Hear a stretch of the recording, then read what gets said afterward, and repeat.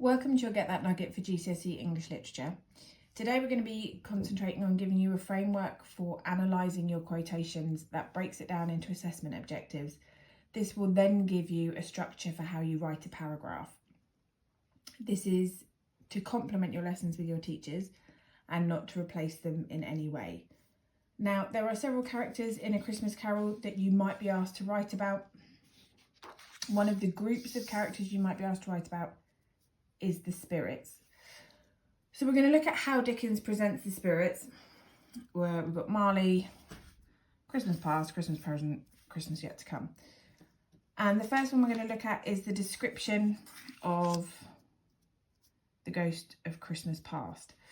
So, describe like a child, yet not so like a child as like an old man. And so the first thing we're going to look at is the fact that they are supernatural, indescribable,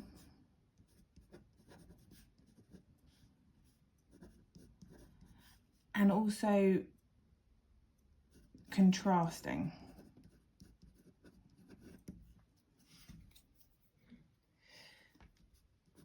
When we look at this, Dickens essentially creates confusion about what we're looking at by saying it's like a child and like an old man. So those contrasting descriptions of youth and age. And essentially that's showing us that the Ghost of Christmas Past is taking us back to see Scrooge as a child, but Scrooge's childhood is gone, Scrooge's childhood is over. It's telling us that his childhood experiences are what has made him the way he is as an old man. And yet also there's the idea of the loss of innocence, of the cynical nature of Scrooge still existing in the same place. There's this idea that somehow those two things can exist together, and possibly the idea that Scrooge is an old man now can still have that joy and that excitement of a child. So childhood shown, but it's gone now because he's an old man. Loss of innocence, but also the idea that they can coexist. Contextually, you would talk about the idea that Dickens is trying to show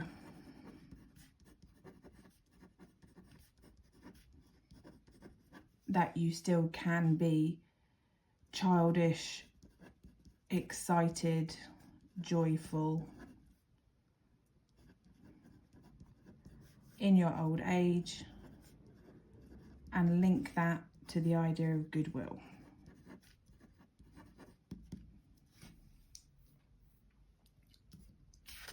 So the next one we're going to look at is the description of Marley. And it presents Marley as someone weighed down by greed.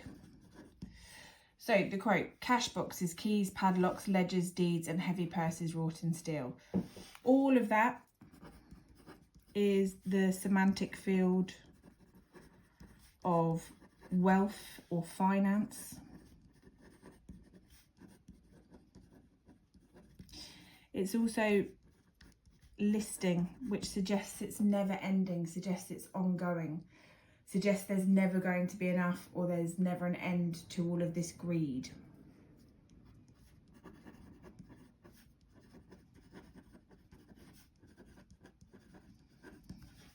And then contextually, you would link that to Dickens' belief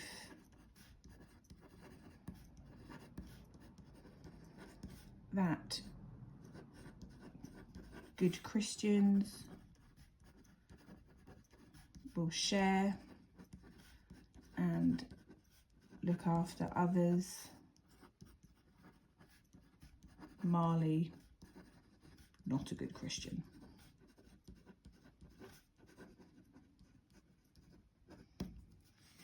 So cash boxes, keys, padlocks, ledgers, deeds and heavy purses wrought in steel shows that Marley is weighed down by greed, the semantic field of wealth and finance, and the listing suggesting never-ending greed. Dickens does this to suggest that good Christians look after others, share their money. Marley is not a good Christian.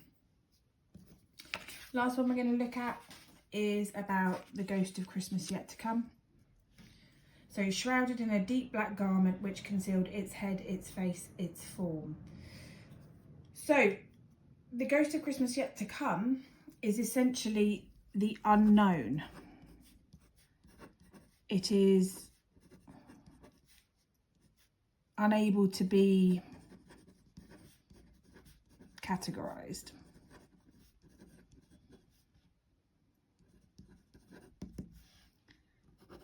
So here, the use of its as a pronoun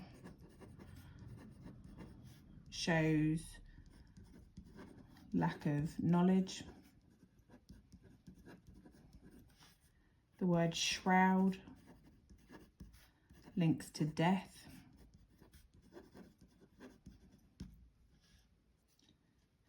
The colour black links to death and fear. And so we have a spirit that is essentially the unknown, what is yet to come, but that is linked with death. And the description of the spirit is very close to the description of the Grim Reaper, this idea that death comes to us all, but it will come in different ways. And in the case of this spirit, it has come to create fear.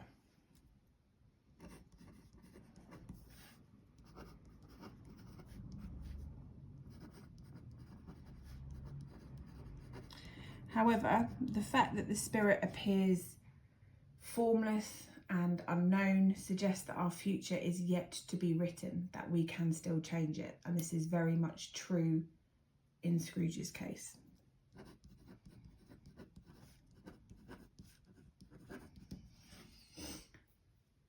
And so if you're asked to write about the spirits, ultimately you are going to be writing different things about all of them. However, they are all there with a purpose and a mission, and they are all there in some way to remind Scrooge of how he can change.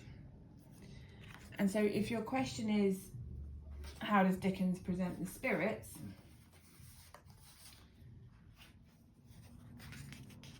And we'll use this quotation. Dickens presents the spirits as something unknown and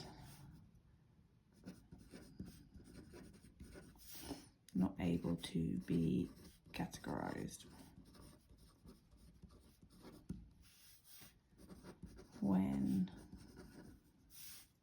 the spirit of Christmas yet to come is described,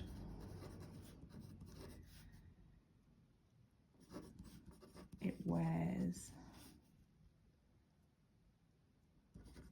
a black garment that shrouds it.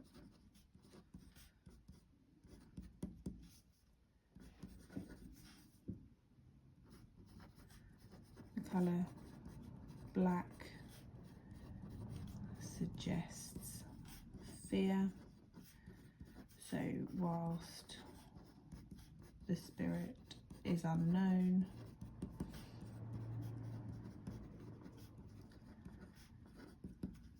it is also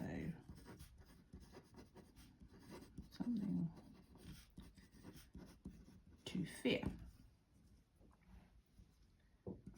He is described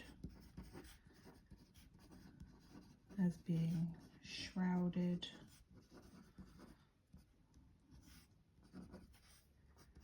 in the garment